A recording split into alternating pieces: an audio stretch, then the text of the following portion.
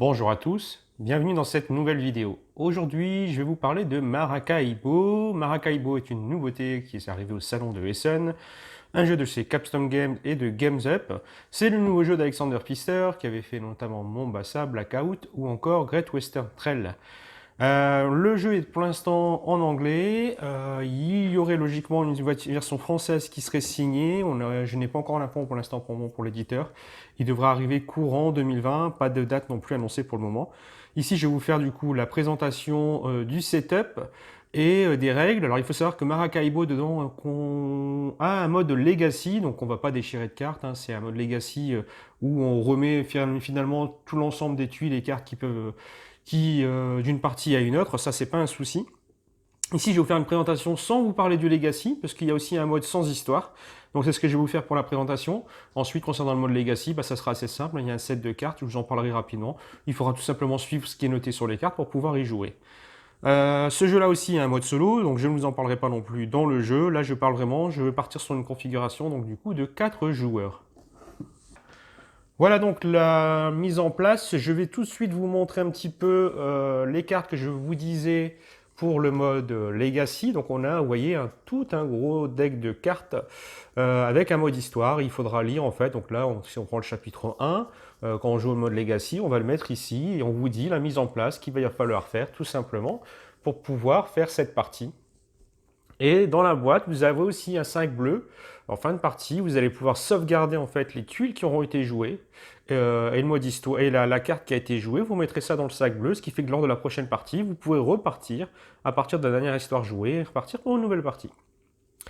Donc ça, je vous dis, c'est toutes les cartes Legacy pour le mode histoire. Et dedans, vous avez aussi, du coup, pour la 75, 76 et 77, sans histoire. C'est ce que je viens de faire avec le mode facile. Ensuite, vous avez un mode médium et vous avez un mode difficile.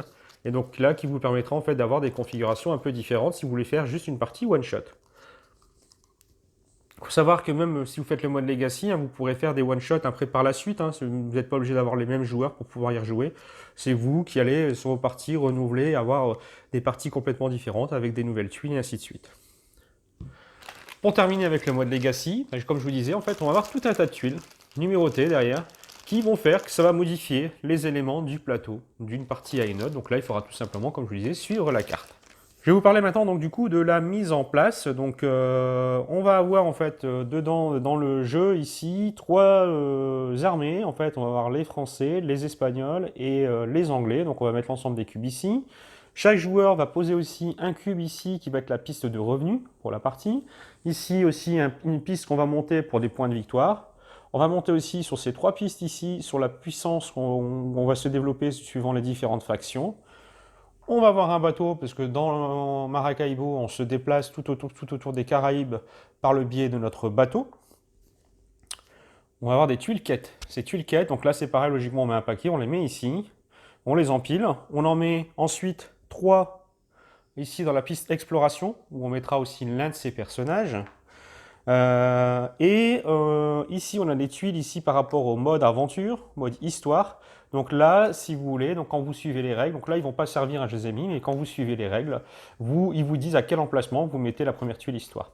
Là, moi, pour le mode sans histoire, il vous dit, donc dans le game setup, de mettre une tuile quête au l'emplacement numéro 15, de 1 à 4 joueurs, d'en mettre une sur le 18, et 4 joueurs, donc en mettre une sur le 19. C'est ce que j'ai fait.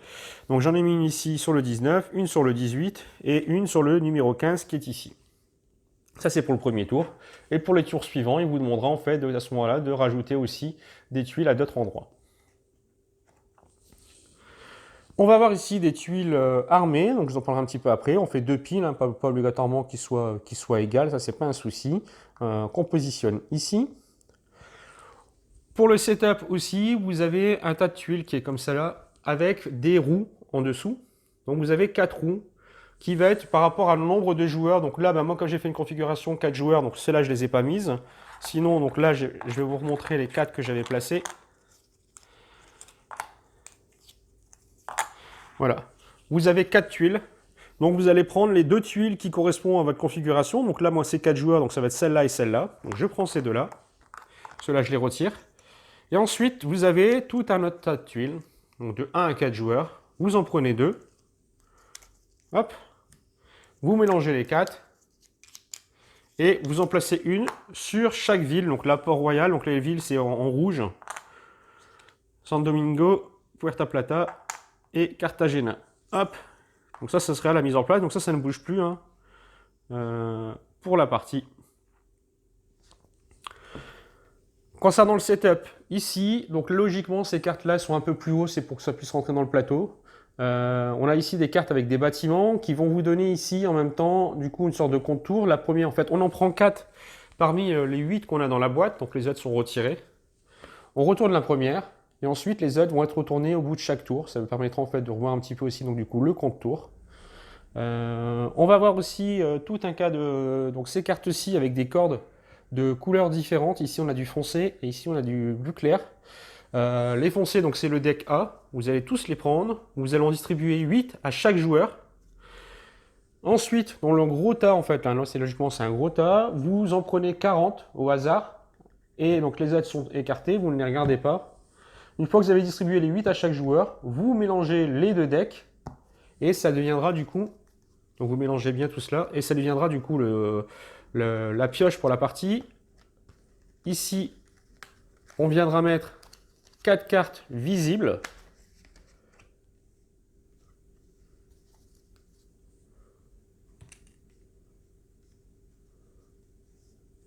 Pour la mise en place. Ça s'est retiré aussi du jeu.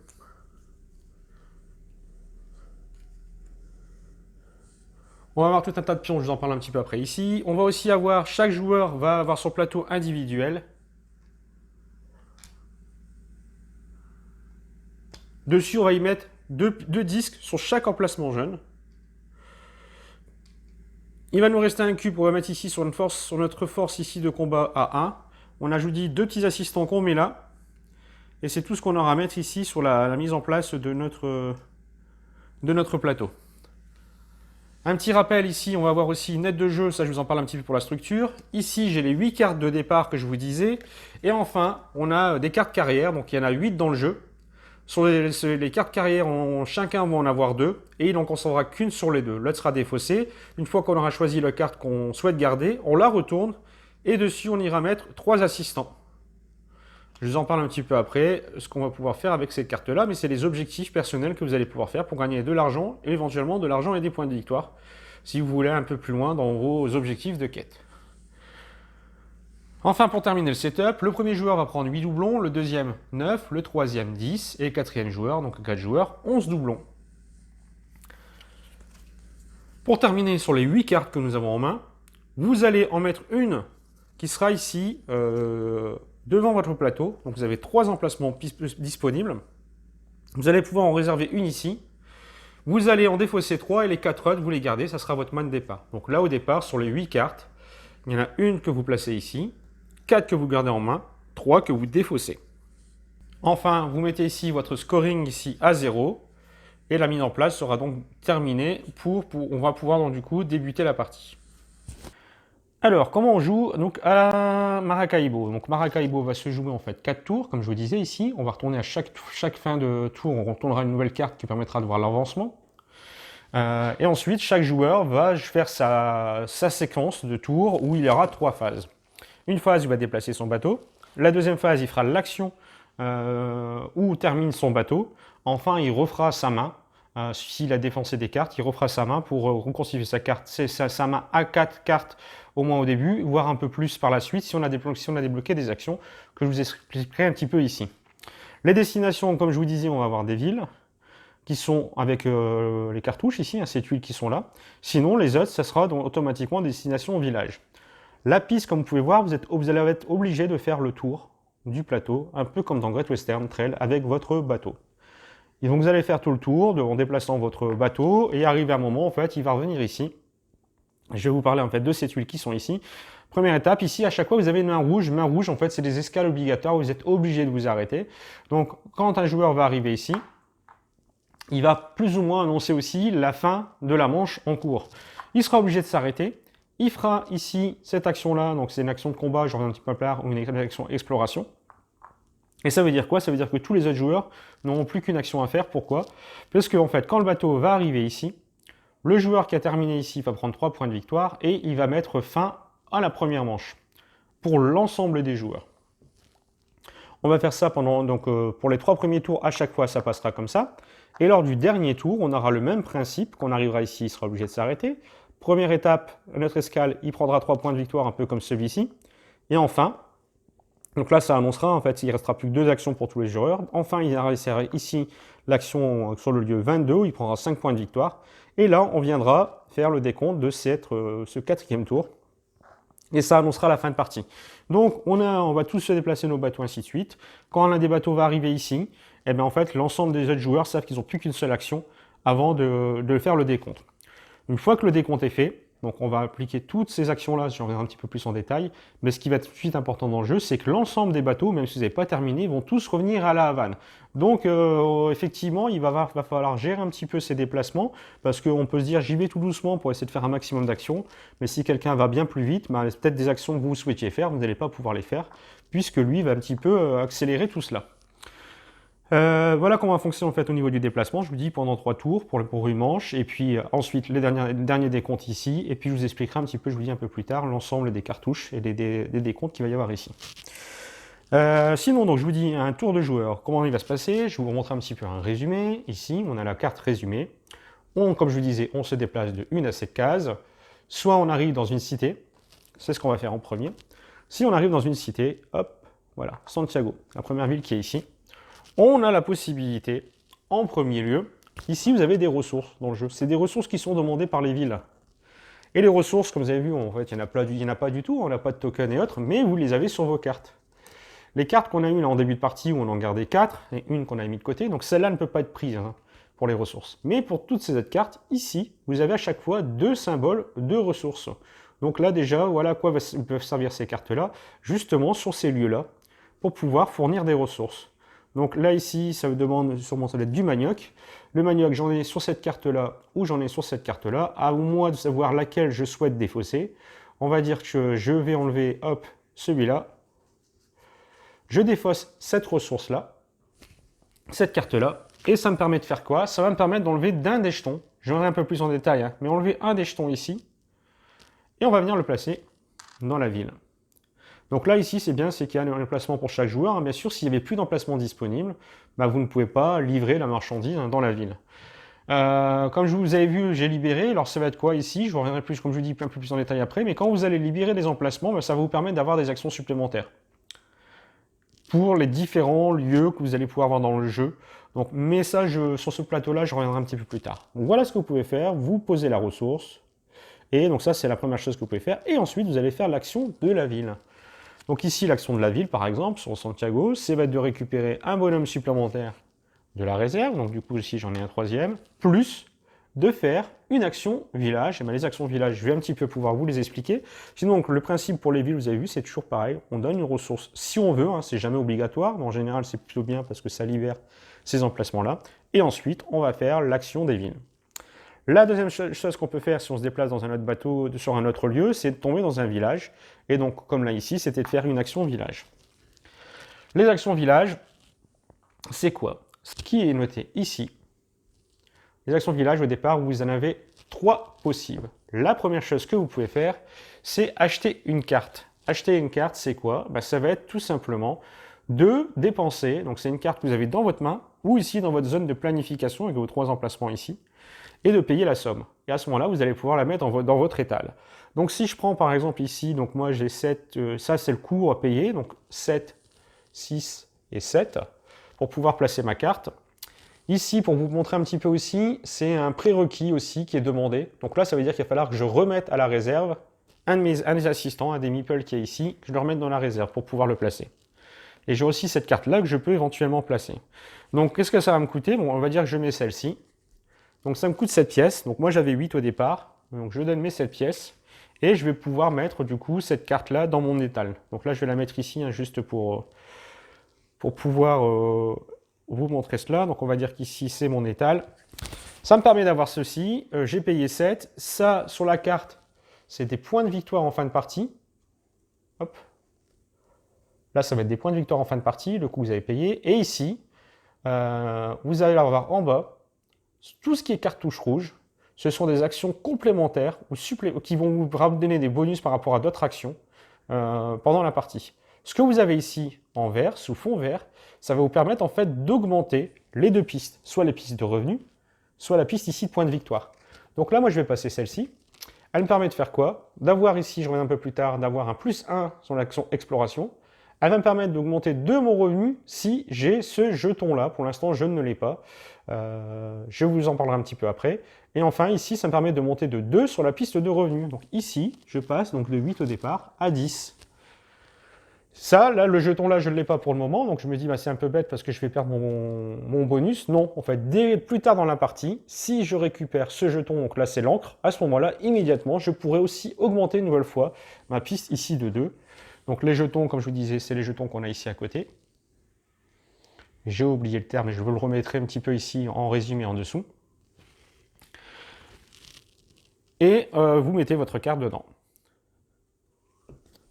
Donc ça, c'est l'une des actions possibles, c'est de dépenser, donc d'acheter une carte qui est ici. Deuxième chose que vous pouvez faire dans l'action village, c'est prendre tout simplement un doublon. Des fois, il vous manque vraiment de l'argent, donc vous prenez un doublon, ou vous ne savez pas quoi faire d'autre, prendre un doublon. Dernière chose que vous pouvez faire, c'est défausser l'ensemble de vos cartes pour prendre 2 doublons. Donc même si vous en avez au moins une en main, enfin il va falloir tous les défausser. Hein. Si vous en avez au moins une, vous les défaussez, vous prenez 2 doublons. Voilà les 3 actions disponibles pour le village pour le moment. Par la suite, vous allez voir qu'on va pouvoir développer d'autres actions village sur des cartes, et ici notamment ici sur le plateau. Donc on a vu l'action ville, on a vu l'action village. Qu'est-ce qu'on va pouvoir faire comme autre action suivant les destinations? On a des mises en place, on a des quêtes, comme j'ai vu. En fait, j'avais mis une mise en place ici où j'ai mis 3 tuiles quêtes, et il y a des endroits où du coup on a posé ces fameuses tuiles. Si j'arrive sur un lieu où il y a une tuile quête, comme action principale, je peux du coup faire cette action quête. Pour pouvoir faire cette action quête, il va falloir tout simplement pouvoir donner, je vais me mettre sur celle-ci, donner simplement le prérequis qui est demandé. Donc si je me place ici, hop, sur cette tuile-là, il va falloir que je dépense un point de combat pour pouvoir gagner ce qu'il y a en dessous et faire la quête. Donc un point de combat au début, on débute la partie avec un point de combat, donc là je l'avais, je vais le dépenser. La quête du coup est résolue. Ici vous avez un symbole boussole. Le symbole boussole, vous l'avez aussi sur votre plateau ici. Et vous allez pouvoir en avoir d'autres avec des cartes. Parce que du coup, ça va du coup s'augmenter pendant la partie et vous allez pouvoir faire des quêtes de plus en plus puissantes. Là, celle-là, l'action boussole, là, vous donne 2 thunes, 2 doublons par boussole que vous avez, plus 3 points de victoire. Donc pour l'instant, je n'ai qu'une boussole, donc je gagne 2 doublons, plus 3 points de victoire. La quête, ensuite, je viendrai la mettre ici sur mon bateau, retourner. Et vous pouvez voir ici, en fait, que vous allez avoir une piste de quête. Au fur et à mesure où vous allez les prendre, vous allez venir les mettre ici. Quand vous allez arriver sur le 4e emplacement, ça va vous faire gagner 3 points de victoire immédiatement. Quand vous allez venir vous placer sur le 5e espace ici, ça va vous faire gagner 2 points de victoire pour chaque tuile quête que vous allez venir ici ensuite empiler. On a vu donc maintenant du coup les actions quêtes. La dernière chose qu'on va pouvoir faire sur un lieu, c'est d'utiliser l'action d'un assistant. Dans la partie, à un moment ou à un autre, je vais prendre cette carte qui est ici, on va pouvoir placer des assistants en jeu. Pour placer des assistants en jeu, ben c'est simple, comme là, il va falloir que je pose le smuggler en jeu, qui me coûte 7 et qui vous dit à côté de placer à nos assistants, donc il faut que vous l'ayez dans votre stock, sur le lieu 7. Donc au moment où je fais l'achat, je paye mes 7, donc c'était dans l'action village, faire acheter des cartes, je l'avais dans ma main, je paye mes 7 pièces, je le mets sur le lieu numéro 7, donc je vais venir le placer ici, sur le lieu numéro 7. Ça, je l'ai mis devant moi en étal. Qu'est-ce qu'on peut voir aussi, écoutez, tout de suite, là, en gris, à partir du moment, enfin, sur fond crème. Sur fond crème, c'est de l'immédiat. Donc là, je gagne le jeton, ici, médaille. Hop. C'est comme ça qu'on gagne des jetons. Et comme je vous disais, là, des fois, on vous demande des jetons. Donc là, j'ai gagné le jeton médaille. Donc si j'ai des cartes où j'ai le jeton médaille à côté sous fond vert, bah, ça va me permettre d'avoir des bonus. Donc là, je gagne le jeton médaille. Et maintenant, donc du coup, je vais avoir un pouvoir pour mon assistant. Mon assistant ici sur le lieu 7, je le mets devant moi. L'assistant, c'est quoi pour ce personnage-là? C'est que je dois défausser 3 cartes, 3 ressources identiques. Et pour cela, je vais gagner 5 doublons, 2 points de victoire. Et je vais avancer de 2 sur ma piste ici de combat. Vous avez vu, donc c'est assez puissant. Vous avez vu en dessous, c'est écrit en anglais, mais les ressources, hein, l'iconographie, je la trouve vraiment assez claire de ce côté-là. Et donc l'assistant, pour pouvoir faire cette action-là, il va falloir bien sûr que j'arrive donc j'étais au début du tour, on va dire, hop, j'arrive sur un lieu où j'ai mon assistant, et comme action principale, à ce moment-là, j'appliquerai l'effet de mon assistant. Vous pouvez, il peut arriver que vous ayez plusieurs assistants de votre couleur dans le même lieu. Il faut savoir que vous ne pouvez faire qu'une action principale. Donc vous ne pourrez pas, même s'il y a 3 assistants, vous ne pouvez pas faire 3 fois l'action de 3 assistants différents. Vous ne ferez qu'une seule action principale, qu'une seule action avec votre assistant.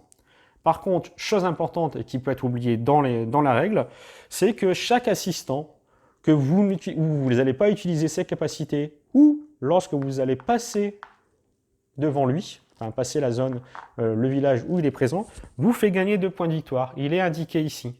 Donc, imaginons, comme je vous disais, j'ai 2 assistants, je peux en utiliser qu'un. J'arrive ici sur l'action principale. Je fais l'action principale assistant. Je dépense mes ressources, je gagne tout cela. Et j'ai un deuxième assistant qui n'est pas utilisé, donc lui, il va me faire gagner 2 points de victoire. Autre possibilité, j'arrive ici, je ne fais pas l'action des assistants parce que je préfère faire une autre action village qui est important pour moi ce tour-ci. Bah ça, j'ai renoncé du coup aux actions d'assistant, donc je gagne 4 points de victoire. Dernière chose pour bien rappeler les assistants, je vais passer, je ne passe pas, je n'utilise pas les actions principales, mais je suis passé devant, je gagne 4 points de victoire. Toute dernière chose qui est souvent oubliée dans la partie, on va dire que j'ai posé les assistants, j'ai essuyé avec mon bateau, et puis un joueur termine ici, et il déclenche la fin du round. Moi, j'ai pas terminé. En fait, les bateaux, on simule en fait. Ils remontent jusqu'à Havane. Et du coup, ils passent bien par les assistants. Donc, quand ici, on va resetter et qu'on va remettre tous les bateaux à la vanne, pour chaque assistant où vous n'êtes pas encore passé, vous n'êtes pas activé, vous gagnez 2 points de victoire. Donc ça, c'est une petite précision importante que je vous rappelle ici, parce que ça a été oublié, moi, dans ma première partie, j'ai vu de retour aussi de partie où ça avait été oublié. Voilà donc maintenant pour la dernière action possible que vous pouvez faire en fait à votre tour de jeu. On a vu en fait l'ensemble des actions classiques. Il va rester encore maintenant l'explication qu'on va pouvoir faire sur les actions village, notamment sur les actions combat, qui est une des petites particularités du jeu, qui va être ici. Et après, comme je vous disais, à la fin du tour, le joueur va donc du coup refaire sa main.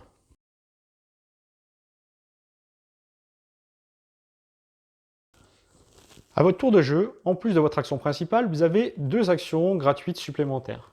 Et donc, dans les actions gratuites, comme je vous disais en début de partie, vous avez une carte carrière. Donc, parmi les 2, vous en avez gardé une et vous avez placé dessus 3 bonhommes, 3 assistants. Dessus, ce sont des objectifs que vous allez devoir faire dans la partie. Et donc, n'importe quand, je vous dis pendant votre tour, avant, pendant ou après votre action principale, si vous remplissez les prérequis ou si vous souhaitez débloquer, à ce moment-là, vous le faites. Je prends l'exemple de celui-ci. C'est le nombre de quêtes réussies. Donc, si j'ai fait 2 quêtes, je vais pouvoir immédiatement, je retire ce pion-là et prendre 2 doublons. Ou j'attends, je patiente un petit peu pour faire 3 quêtes. À ce moment-là, je vais gagner 2 doublons et 2 points de victoire. Pour le deuxième, c'est l'influence dans 2 nations. Si j'ai 2 puissances d'influence dans 2 nations, je vais gagner 3 doublons. Et si je l'ai sur 4 points d'influence dans 2 nations, je vais prendre 3 points de victoire et 3 doublons. Donc on choisit, c'est l'un ou l'autre. Donc soit on veut le faire on le fait rapidement parce qu'on veut prendre de l'argent, mais si on attend un petit peu, on aura la possibilité de gagner en plus des points de victoire. Enfin ici, c'est la piste d'exploration. Et si on passe le niveau 2 sur la piste, par exemple ici, on va gagner 4 doublons. Et si j'attends, et je le décompte plutôt quand j'aurai déplacé le niveau 3, 4 doublons et 4 points de victoire. Dans tous les cas, peu importe de la façon que vous allez faire, donc vous les retirez. Quand vous avez fait les 3, vous retournez cette carte-là pour gagner 2 points de victoire et 2 doublons. Donc ça, c'est pareil pour l'ensemble des cartes. Il y aura d'autres choses, mais c'est pareil pour les cartes. Enfin, la carte, vous la retournez et vous viendrez la mettre ici sur votre plateau. Ça n'a pas vraiment d'importance, c'est juste pour dire qu'elle a été faite. Et puis, vous agrandissez votre main. Ça, c'est l'une des premières actions gratuites. La deuxième action gratuite que vous pouvez faire n'importe quand, c'est de poser des cartes ici sur votre zone de planification. Vous pouvez en placer jusque 3, mais il faut savoir que vous ne pouvez après d'ailleurs pas en rajouter. Dès que les 3 sont pris, vous ne pouvez pas en rajouter une 4e, vous n'allez pas pouvoir les défausser. Il va falloir d'abord les payer et les mettre en jeu sur votre étal pour pouvoir en placer de nouvelles. Donc ça, vous pouvez en mettre, vous avez dans votre main des cartes que vous voulez à tout prix garder, et puis libérer et repiocher des cartes, j'ai les 3 emplacements libres, j'en mets 3, il ne me reste plus qu'une seule carte en main, et quand je refais ma main, je vais reprendre pour remonter à 4. Donc c'est une façon de faire tourner un petit peu aussi sa main. Par contre, les cartes qui sont là, tant que vous ne les avez pas posées, vous ne pourrez pas en poser d'autres. Je vais vous montrer maintenant une action combat. Qu'est-ce qu'on va pouvoir faire dans une action combat? Quand on arrive ici, sur ce symbole-là, où on l'a ici, ici aussi, où on peut peut-être pouvoir l'avoir aussi sur certaines cartes, on va tout simplement prendre l'une des tuiles combat qui est ici. Donc là, ça va être important, c'est une des choses qui n'était pas très très claire, je trouvais, dans la règle. Donc on va prendre l'une des tuiles, on va la retourner, et on va regarder avec quelle faction, en fait, on va s'engager dans le combat. Je vais essayer de vous montrer les 3 tuiles différentes qui existent dans le jeu. Donc voilà les 3 tuiles qui existent dans le jeu. Ils sont tous, alors on aura à chaque fois les 3 factions avec différentes valeurs. Mais après vous allez avoir en fait ici un petit bonus ou malus, il va arriver ici tout en haut. Soit il n'y a rien du tout dans le cartouche, soit ici c'est par rapport à la 3e faction en fait, ou soit ici la première faction. Donc pour revenir un peu plus en détail, on va dire que j'ai retourné celle-ci. Et on va regarder, donc là, pour les Français, on a une force de 3, les Espagnols, on a une force de 3, et les Anglais, on a une force de 6. Donc, je vous dis, on a fait ici l'action combat. On va choisir avec quelle faction on rentre en fait en combat. Par contre, on va vérifier ici, avec petit 1, celle qui a le plus de présence sur le plateau. Avec les cubes. Au fur et à mesure, les cubes ici vont être placés sur le plateau. J'en reviens un petit peu après. Mais ils vont être placés sur le plateau. Donc, on va compter les cubes de couleurs qui sont présents. Celui qui a le plus de présence, donc l'armée qui a le plus de présence, aura un -2. Donc ça veut dire que là, ici, par exemple, si c'était les Anglais qui étaient, par exemple, les seuls présents pour le moment, bah, du coup, là, au lieu d'avoir 6, l'armée n'a plus que 4 de puissance. En cas d'égalité, s'il y a exactement le même nombre, on ne tient pas compte, en fait, le haut de la cartouche. Pour vous montrer la deuxième tuile, le même principe, on va dire l'armée, du coup, qui est le moins présent sur le plateau, va bénéficier en fait ici d'un +3. Pareil, une nouvelle fois, s'il y a égalité, on ne prendra pas en fait du coup l'effet qui est en haut. Enfin, la dernière tuile, bah, du coup, sur celle-ci, il n'y a pas de bonus ou malus de ce côté-là. Donc, je vais reprendre cette tuile-là. Je vais reprendre cette tuile-là. Donc, pour l'instant, rien n'a encore été placé et je vais décider vers quelle faction je vais du coup m'engager. Et vous allez voir ici, vous avez des petits symboles. Ces symboles-là, c'est des bonus. Enfin, c'est des coûts que vous allez prendre ou de l'argent que vous allez dépenser. Ici, ça me permet de gagner une thune, une pièce, un doublon. Là, ça me permet de gagner un point de victoire. Et là, il faut que je dépense 2 doublons pour m'engager avec la fonction des Anglais.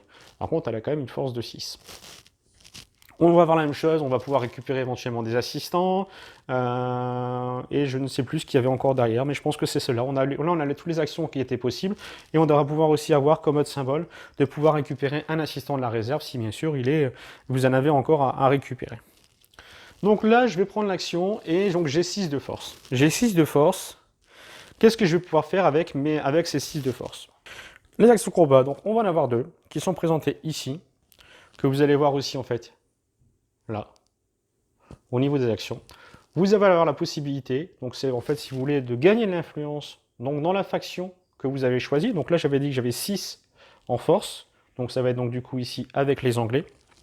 Je peux, si je veux, dépenser 2 points de combat pour monter de 1 en influence avec cette faction.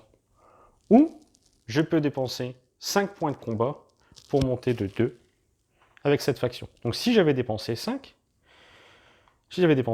ici, donc il ne me resterait plus qu'un seul point de combat parmi les 6. Je peux éventuellement avoir des points de combat supplémentaires. Comment? En dépensant ici mes points de combat sur cette piste-là, en sachant qu'ici j'en ai un maximum 8, je ne peux jamais aller au-delà de 8, et les autres seraient perdus. Et je peux éventuellement défausser des petits meeples, nos assistants qu'on remet dans la réserve pour avoir un combat supplémentaire. Donc là, j'avais dit, hop, on va dire que je dépense 2 points de combat. Ça veut dire que j'avais 6, donc il m'en reste 4 pour monter de 1 en influence sur les Anglais. Et donc il me reste 4 points. Deuxième action possible que je peux faire, c'est dépenser 4 points d'influence pour annexer à ce moment-là un lieu, ou carrément en fait remplacer en fait à ce moment-là une présence d'une autre faction. Donc là pour 4, donc j'avais dépensé 2, il me reste 4 points. Je pourrais très bien dire prendre l'un des cubes factions des Anglais et aller le poser sur l'un des drapeaux qu'il y a sur le plateau. Ici, vous avez vu, vous avez différents drapeaux avec des emplacements. Je prends le cube, je le mets dans le lieu que je souhaite et je vais gagner la récompense. Donc ici, ça va être gagner de l'argent et ici, vous avez gagné des points de victoire. Donc je pourrais me placer ici et hop, je gagne du coup 4 points de victoire, 4 doublons pardon, que je prends dans la réserve. Donc ça, c'est avec la première action d'annexer. Si j'avais eu les 6 points de combat, par exemple, j'aurais pu, s'il y avait eu une présence, on va dire qu'un autre joueur auparavant a émis celle-ci, je dépense mes 6, du coup, j'enlève le cube du joueur, ce cube-là est retiré de la partie, il y a un emplacement ici pour enlever tous les petits jetons qu'on a de nos plateaux individuels, et puis les cubes, pour bien se rappeler les cubes qui ont été retirés. Et je viens me placer à la place, et je prends, bien sûr, du coup, les 4 doublons à la place. Donc ça, c'est bien, parce que ça va permettre, en fait, de renforcer là où vous allez vous développer, et d'affaiblir peut-être un autre joueur qui s'est développé sur une autre faction, et où là-dessus, où il a mis sa stratégie en place, que vous allez voir après par la suite, pour gagner des points de victoire. Donc vous avez vu 2 actions possibles de combat. Il faut savoir que les actions de combat, vous pouvez en faire qu'une à votre tour de jeu de chaque type. Donc là, je peux faire celle-là et celle-ci. Il y en aura d'autres par la suite que vous allez pouvoir débloquer sur votre plateau, donc notamment une 3e ici. Il pourrait y avoir sûrement d'autres tuiles. En tout cas, là, ici, dans un premier temps, vous pourrez faire ici une action supplémentaire que je vous expliquerai un petit peu après. Donc vous pouvez faire jusqu'à 3 actions combat. Cette notion de combat est assez importante dans le jeu.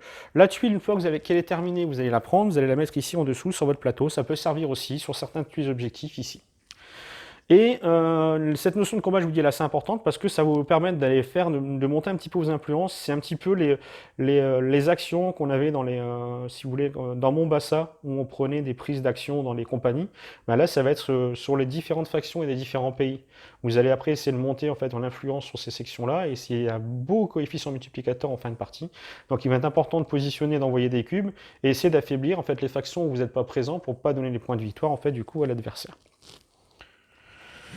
Voilà pour l'action combat que je vous dis qui est une action assez importante. Ce qui est pas super clair dans la règle, c'était cette façon de gérer ces points de combat. Donc on prend bien la somme qui est ici. On ajoute éventuellement, si on veut en dépenser encore d'autres, on dépense notre valeur ici sur la piste de combat, et on enlève éventuellement des assistants. Par contre, à l'inverse, c'est pareil. Si j'avais 4 ici, je ne peux pas dire je renonce, mais comme ça je monte de 4. Ça, c'est pas possible. Et puis une fois que vous êtes arrivé en dessous de 0, de toute façon vous ne pouvez pas faire l'action, il faut bien sûr que vous ayez les points de combat suffisants pour pouvoir faire l'action. Et la tuile est ramassée ici. Si vous épuisez toutes les tuiles dans la partie, chaque faction ici vaudra du coup 3 en valeur de combat. Reste à vous montrer rapidement en fait les actions qu'on va retrouver en fait dans les villes. On va retrouver celle-ci, hop, voilà, c'est simple. Elle vous permet ici de monter de 1 sur la piste de combat et de retirer l'un des jetons qui est ici. Celle-là, qui va être une action que je vais vous expliquer maintenant, c'est l'action exploration. On a notre explorateur qui est ici, en début de piste. Là, si on s'arrête dessus et qu'on fait comme action principale, donc du coup l'action de la ville, je peux avancer mon explorateur de 2 cases. 2 et d'au moins une case, donc je ne suis pas obligé de le déplacer de 2 cases. Donc là, je pourrais l'avancer ici, donc soit ici pour une case, soit ici pour 2 cases. Une fois qu'il s'arrête, il va gagner le bonus en conséquence. Donc si je m'arrête ici, comme première case, je vais prendre 3 doublons. Si je m'arrête ici, je vais prendre 2 points de victoire.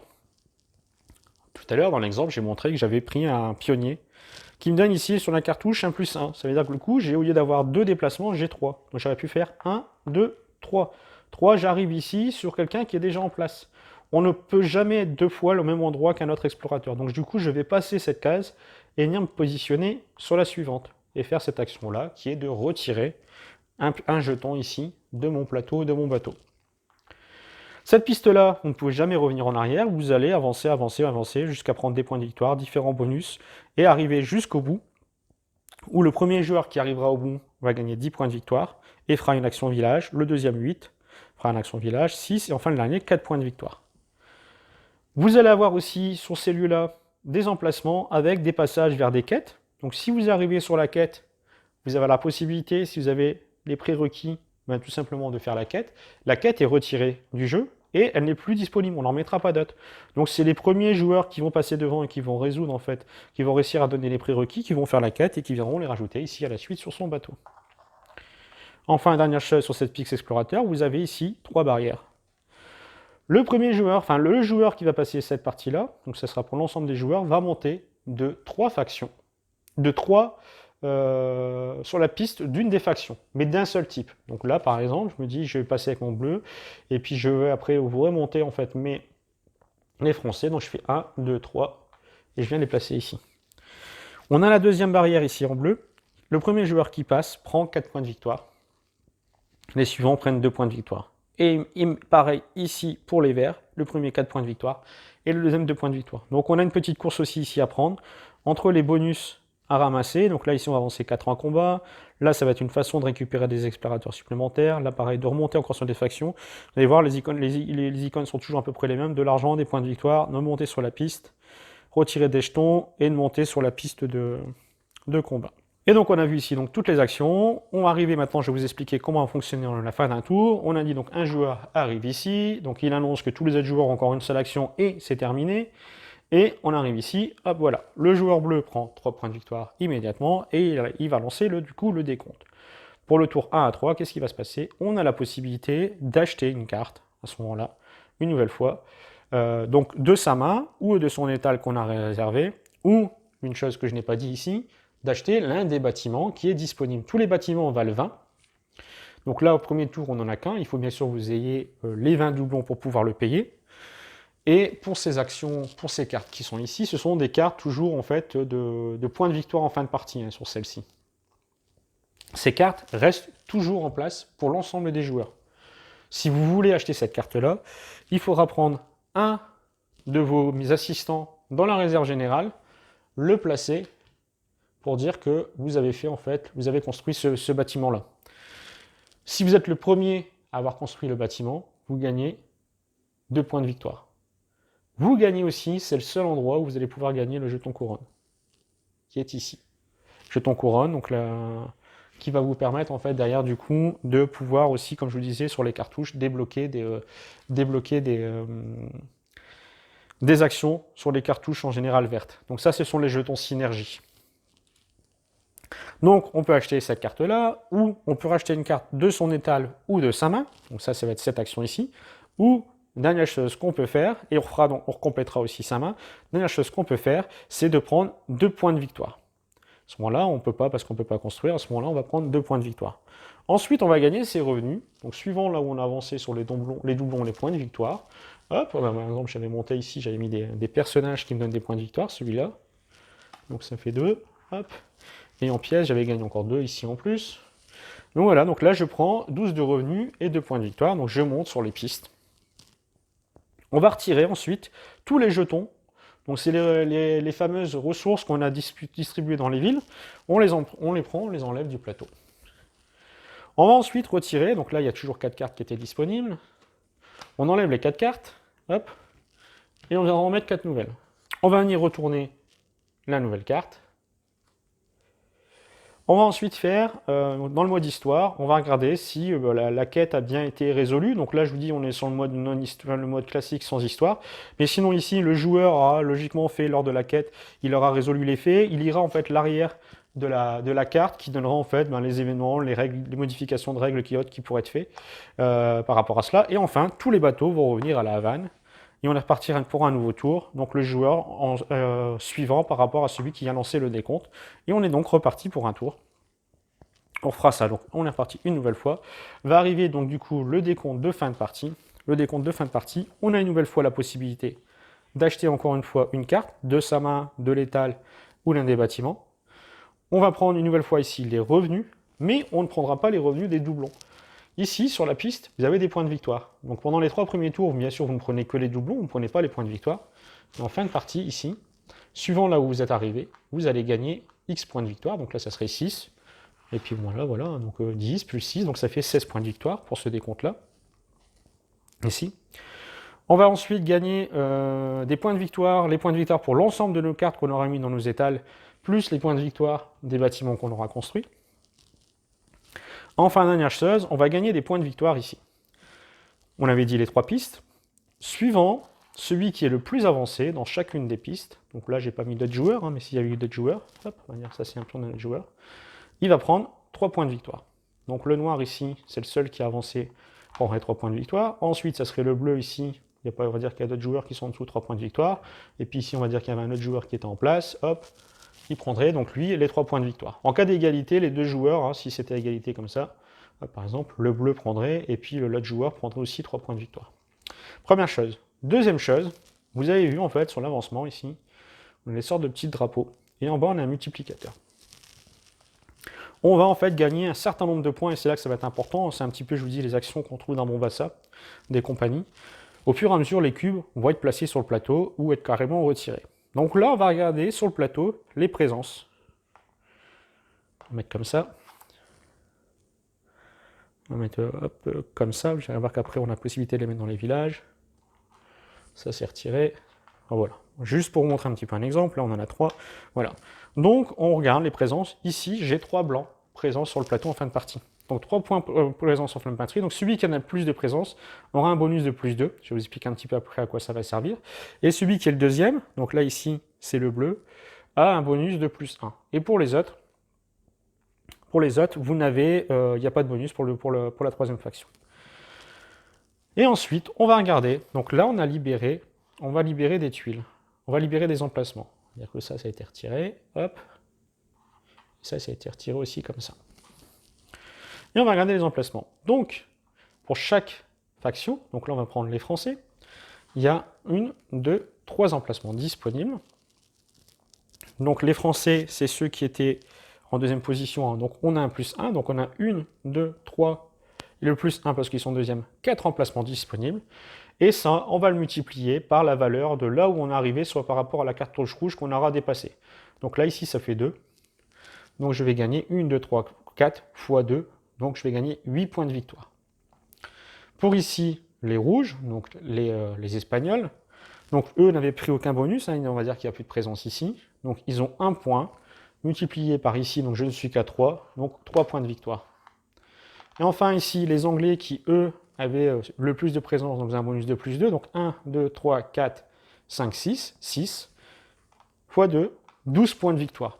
Donc vous avez vu qu'ici, sur cette piste-là, le développement, les combats que vous allez faire pour essayer de monter les puissances, supprimer des cubes, va faire que vous pouvez récupérer énormément de points de victoire. Hein. Vous avez, si vous l'avez bien monté, par exemple ici, 1, 2, 3, 4, 5, 6, 6 x 4, voilà, 24 points de victoire que vous pouvez prendre ici. Voilà pour ça. Et donc, il faut savoir aussi que sur cette piste-là, si vous allez arriver tout au bout, ben, vous ne pouvez pas aller plus loin, vous prenez 2 points de victoire à chaque fois que vous devez monter sur une piste, je n'ai pas précisé. Et donc on aura pris, ici ces points de victoire, enfin on fera une nouvelle fois la quête du mode histoire s'il y a, pour mettre la fin de partie, ainsi de suite, les éléments de la quête et des points qui pourraient être pris. Sinon ici vous avez vu en fait l'ensemble des règles de comment ça va fonctionner. Je vais vous expliquer aussi maintenant le plateau individuel qui va vous permettre d'avoir des actions supplémentaires, de gagner des points de victoire en plus, des actions immédiates. Et sinon vous aurez vu l'ensemble des règles de Maracaibo, au moins toutes les grandes lignes pour pouvoir y jouer. Après il restera les particularités, comme je vous disais, du mode histoire. Donc vous avez 2 jetons sur chaque emplacement. Les jetons, comme vous avez vu, on va les retirer soit en livrant des livraisons dans les villes, soit sur certaines actions qui vous disent de retirer un pion, comme sur celle-ci. Et qu'est-ce que vous allez faire quand vous allez libérer ces emplacements? Tout ce qui est sur cartouche rouge, ça va être des actions bonus pour l'ensemble de la partie, des actions un peu plus puissantes. Tout ce qui va être sur l'action crème, ce sont des actions immédiates. Donc pas celle-là ici, mais celles qui vont être ici, ça va être des actions en fait immédiates. Je vais parler par exemple de la première qui est ici. Si j'ai libéré les 2 emplacements qui sont là, ça permet d'avoir une 3e action militaire. C'est toujours 2 points d'action combat ou 5 points. Donc vous allez en fait tout simplement poser, donc reprendre l'un des cubes qui est ici, monter dans la fonction correspondante. Ce cube, vous allez le poser dans un village. Donc là, on ne le pose plus sur un drapeau, on ira le poser dans un village. Si vous posez ce cube dans un village où il y a un de vos assistants, pour chaque assistant présent, vous prenez 3 doublons et vous prendrez un doublon pour chaque assistant adverse. Donc ça vous rajoute une 3e action. Donc si vous avez pas mal de points de combat en montant sur les pistes là et que vous faites une action de combat, vous allez faire celle-là, puis celle-ci, puis celle-ci. Donc celle-là, c'est une autre façon surtout de poser des cubes pour augmenter ici votre valeur pour prendre des points de victoire en fin de partie. L'action qui est en dessous va vous permettre tout simplement, au départ votre main est à 4, de pouvoir monter de 4 plus 2, d'avoir du coup 6 cartes en main à la fin de votre tour. Celle qui est ici en dessous va vous permettre de libérer des actions village supplémentaires. Là, ici, vous allez monter de 1 sur la piste de combat et gagner une pièce. Ça sera une autre action village disponible en plus des 3 que vous avez au départ. Pour pouvoir avoir cette action-là, il va falloir d'abord débloquer celle-ci, qui sera une autre action village. Vous allez avoir la possibilité, comme action village, de défausser 3 ressources identiques pour gagner 2 doublons et 2 points de victoire.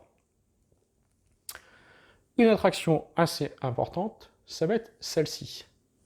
Celle-ci vous permet en fait d'avoir un modificateur sur vos déplacements. Parce que c'est une des choses que je n'ai pas dit et j'ai oublié de vous préciser dans la règle. Quand vous allez déplacer votre bateau, vous déplacez votre bateau, hop, ici. Si vous le déplacez de au moins une case et vous arrivez dans un village, vous allez faire qu'une seule action village. Si vous déplacez votre bateau de 4, 5 ou 6 déplacements pour le tour, vous allez faire 2 actions village là où vous arrêtez.